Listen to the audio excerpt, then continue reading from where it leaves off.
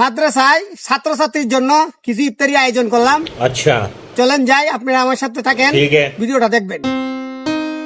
আসসালামু আলাইকুম। আপনারা জানেন আমার 1,32,000 ফলোয়ার হয়েছে, কিন্তু আমি এই ইচ্ছা করলে আমি 1,32,000 ফলোয়ার উপলক্ষে আমি বন্ধু বান্ধব নিয়ে কিন্তু একটা সুন্দর একটা সেলিব্রেশন লাইভ করতে পারতাম, কেক কাটিয়া।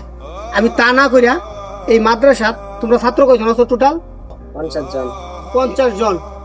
চিন্তা করেন, আমি চিন্তা ভাবনা করলাম যে এরকম 50-40 জনের মতো ছাত্র আছে, যে আমি বন্ধু বান্ধব কেক না কাটিয়া, এখানে এতিম ছাত্র কিন্তু আছে না এতিম?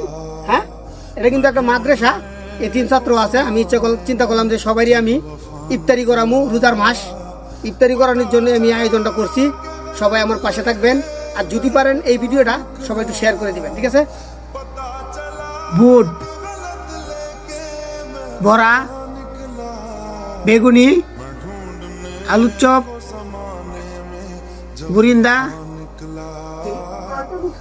তারপরে শরবতের জন্য চিনি,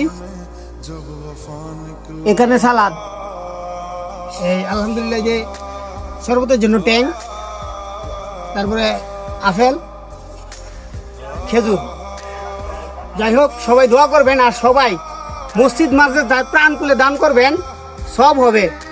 এটা আজীবনের জন্য থাকবে, কিয়ামতের আগ পর্যন্ত থাকবে।